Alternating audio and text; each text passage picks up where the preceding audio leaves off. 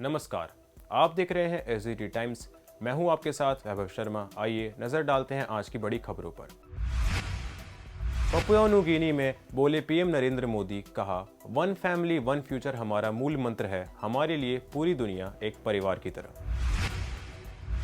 हरियाणा के मुख्यमंत्री श्री मनोहर लाल खट्टर ने गुरुग्राम में आयोजित राहगिरी के दौरान की घोषणा, कहा आज से सड़क सुरक्षा सप्ताह मनाया जाएगा। दुनिया ने एक बार फिर देखा पीएम मोदी का दम, देखे क्या बोले बाइडेन। गुरुग्राम पुलिस ने चलाया नाइट डोमिनेशन अभियान। खेड़की दौला टोल एंचगांव या द्वारका एक्सप्रेसवे के पास होगा शिफ्ट। साइबर अपराध के प्रति गुरुग्राम पुलिस ने किया जागरूक।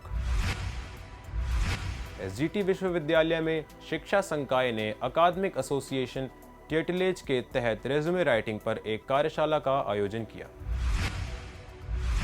एसजीटी विश्वविद्यालय के सेंट्रल कोऑर्डिनेशन सेल ने फैकल्टी सदस्यों के लिए यंग लीडरशिप प्रोग्राम का आयोजन किया।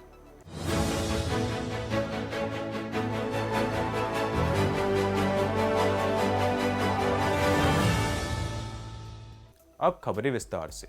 पपुआ न्यू गिनी में सोमवार को तीसरे भारत प्रशांत द्वीप सहयोग शिखर सम्मेलन की सह अध्यक्षता करते हुए प्रधानमंत्री नरेंद्र मोदी ने कहा कि भारत बहुपक्षवाद में विश्वास करता है और एक स्वतंत्र, खुले और समावेशी भारत प्रशांत का समर्थन करता है।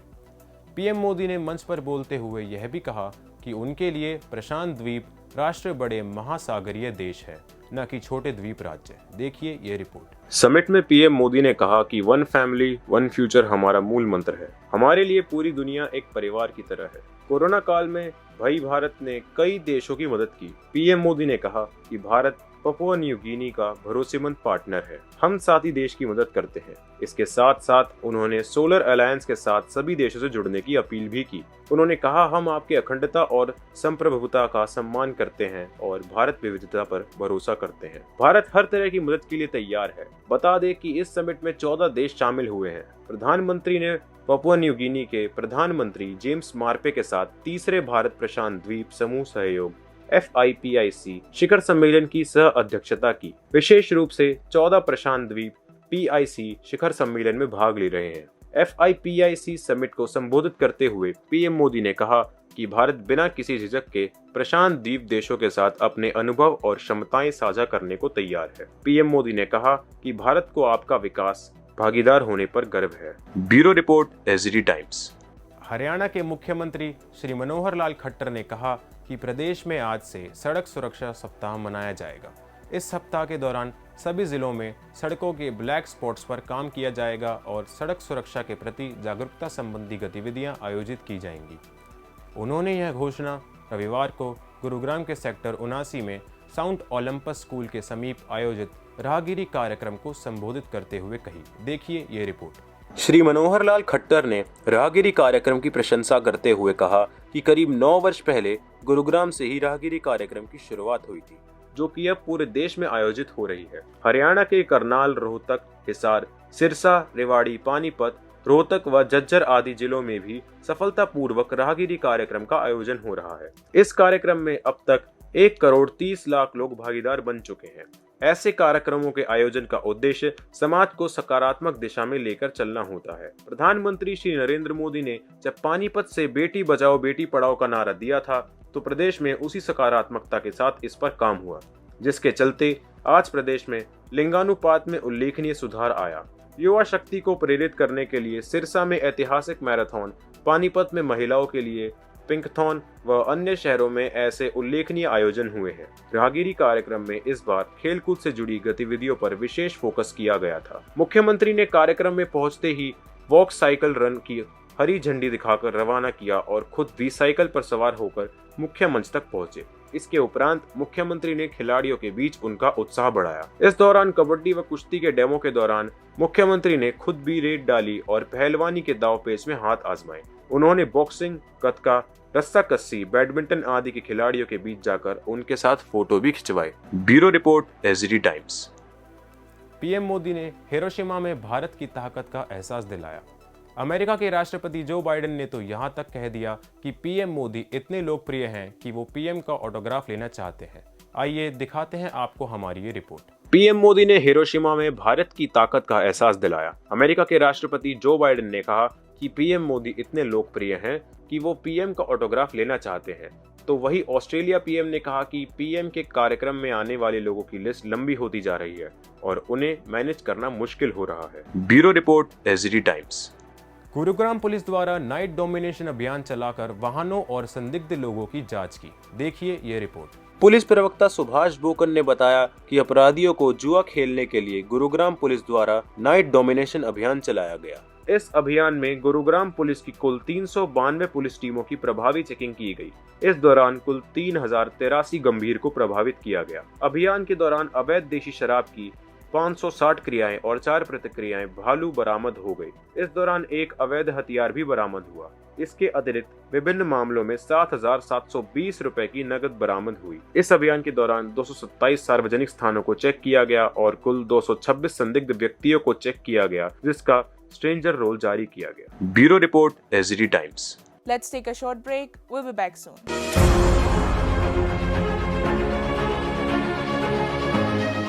SGT. Let's me question anything, even the university. I have visited other campuses too, but SGT has better infrastructure. Plus, it's hope.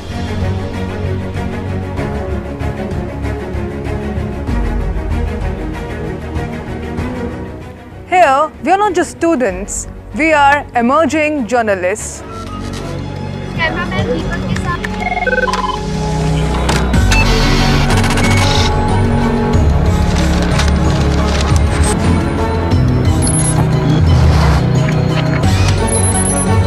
Here, we got an opportunity to interact with renowned media experts. Asia's biggest shooting floor, latest equipment, practical learning, Faculties from the industry, freedom of expression. Come, be a part of this revolution. SGT University, nurturing future leader. Break के बाद स्वागत है आपका। रुक करते हैं अब अगली खबर की तरफ। हरियाणा के गुरुग्राम जिले के सेक्टर 79 में रविवार को राहगिरी कार्यक्रम में मुख्यमंत्री मनोहर लाल ने गुरुग्राम वासियों को आश्वासन दिया कि जल्द ही खेड़ की दौला टोल प्लाजा को शिफ्ट कर दिया जाएगा। आइए दिखाते हैं आपको हमारी ये रिपोर्ट। हरियाणा के गुरुग्राम जिले के सेक्टर 79 में रविवार को राहगिरी कार्यक्रम में मुख्यमंत्री मनोहर लाल पहुंचे। इस दौरान उन्होंने साइकिलिंग करके लोगों को फिट इंडिया का संदेश दिया। इसे पंचगांव या द्वारका एक्सप्रेसवे के नजदीक शिफ्ट किया जाएगा, जिससे लोगों को एक बड़ी समस्या में निजात मिल जाएगी। मुख्यमंत्री मनोहर लाल ने कहा कि आने वाले दिनों में एक कार्यक्रम हरियाणा उदय का भी कराया जाएगा। Bureau report, SD times. Cyber अपराध के खिलाफ लड़ने के लिए गुरुग्राम पुलिस द्वारा गिव बैक टू गुरुग्राम अभियान का शुभारंभ किया गया है। पुलिस प्रवक्ता सुभाष बोकन ने बताया कि गुरुग्राम साइबर पुलिस साइबर अपराध के प्रमुख रूपों को उजागर करने और सुरक्षित रहने के तरीके के बारे में सुझाव देने के लिए नियमित जागरूकता अभियान चला रही है। देखिए ये रिपोर्ट। गुरुग्राम साइबर पुलिस ने CSO और गीक क्रिएटिव एजेंसी के साथ मिलकर गुरुग्राम के निवासियों के बीच साइबर अपराधों के बारे में जागरूकता और सतर्कता फैलाने के लिए कम्युनिटी आउटरीच प्रोग्राम लॉन्च किया। गुरुग्राम साइबर पुलिस कैसे सुरक्षित रहे, कोई भी साइबर सुरक्षा पर क्विज ले सकता है और एक बार क्विज पूरा हो जाने के बाद सराहना कैम्प का प्रमाण पत्र भी डाउनलोड किया जा सकता है, जो निवासियों को साइबर सुरक्षा के बारे में जागरूक करने में मदद करेगा। Bureau report, SD times. Resume writing कार्यक्रम की शुरुआत शिक्षा संकाय की dean professor doctor Madhavi Sharma के उद्घाटन भाषण से हुई।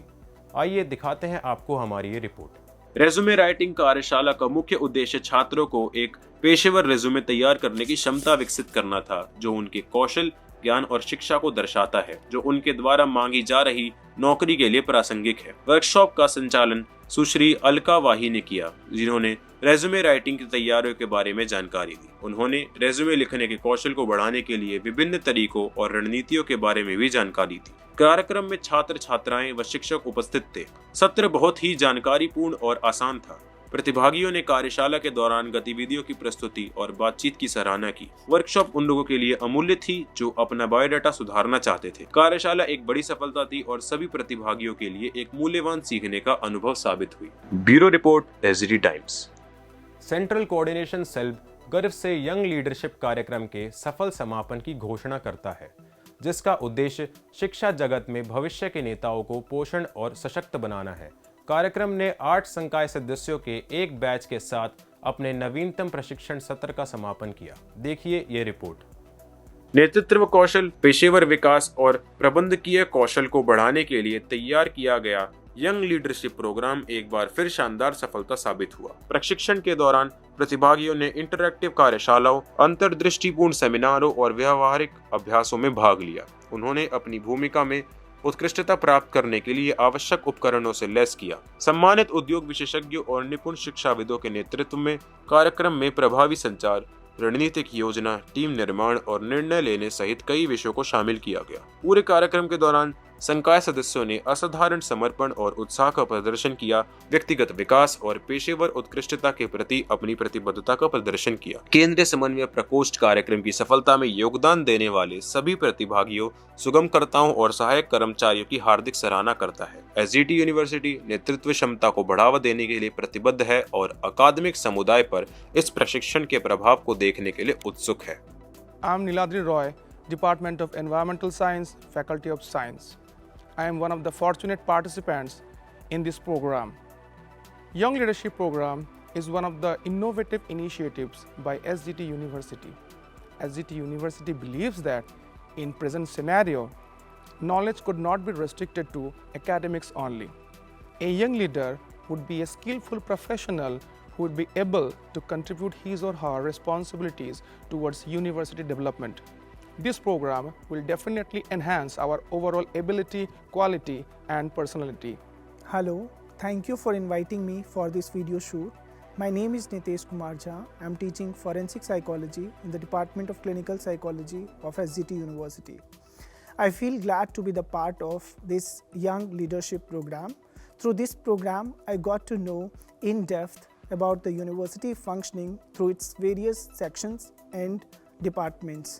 The interactions with the top university authorities like Pro Vice Chancellors, Vice Chancellor, Registrar of the university, I got great insight about career growth as a leader in the university system. I am Dr. Shelly Dutt from the Department of Nutrition and Dietetics, Faculty of Allied Health Sciences. I feel very blessed to be part of SGT University's Young Leadership Program. I would like to thank the management, the speakers and the organizing committee who gave us their precious time and apprised us about the working of various departments.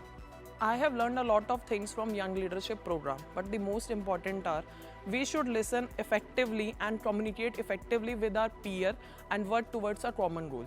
Myself Dr. Kanika from Faculty of Indian Medical System. One fine day, a few blessed ones got a call regarding the selection to Young Leaders Program, and me being one of them, feel elated and blessed to learn from the galaxy of scholars holding eminent chairs at SGT University. SGT University believes at training their young professionals to be future ready so that they can share the responsibilities through their capabilities. The organizers of the event did a commendable job by organizing such vigorous sessions in such short time. I feel elated to learn the leadership skills, the interpersonal qualities, and a lot more through these sessions. My name is Anantika Tehlani from Department of Clinical Psychology, Faculty of Behavioral Sciences. The Young Leadership Program 2023 was a very enriching and enlightening experience. I would look forward to attend each session with a lot of grit and enthusiasm. These sessions were filled with a lot of information from the various administration departments of the university, and it was also filled with a lot of life lessons from the various stalwarts. I have carried forward a lot of lessons from this Young Leadership Program, and I look forward to contributing to the university in the best possible manner. My name is Nikita Tyagi and I am from Faculty of Nursing. First of all, I would like to take a moment to express my gratitude for organizing such an amazing training session. The knowledge and skills that I have gained through this training program will undoubtedly benefit me in my leadership role and in my career as a whole. I have developed a deep understanding of what it takes to be an effective leader. Also, I have tools and strategies to lead with more compassion, commitment, competence and empathy. I am Megha Walia from Faculty of Science. It is privileged to be the part of this Young Leadership Program 2023. First of all, I would like to thank all the eminent speakers and organizers for their hard work to make this event as a success. The main objective of this program is to make the youth of today as the future of tomorrow, and it is indeed essential for us to equip ourselves with the necessary skills towards the better future. In this program, we got opportunity to have one-to-one interaction with higher authority so as to enhance our skills. And we will also be associated with higher authorities so as to get the practical exposure that will help for us to get the better pathway towards success. I, Dr. Khushbu Chandra from Faculty of Agriculture Sciences. First and foremost, I would like to thank to management and program coordinator for choosing me as a part of YLP. After attending all the sessions of YLP, I have been oriented and groomed in such a way that I can tackle all the difficult situations related to academics, research and administrative profile. And I feel also very blessed to have this YLP session at the very early stage of my career, where this will help me out in preparing a very core and fundamental strong base of myself. So the takeaway from this YLP is that if you want to be a good leader, you should be a very well versed in communication, you should be a courageous, committed, problem solving, critical thinking and having a cultural competence. Thank you. SGT times में आज इतना ही। फिलहाल मुझे दीजिए इजाज़त। नमस्कार।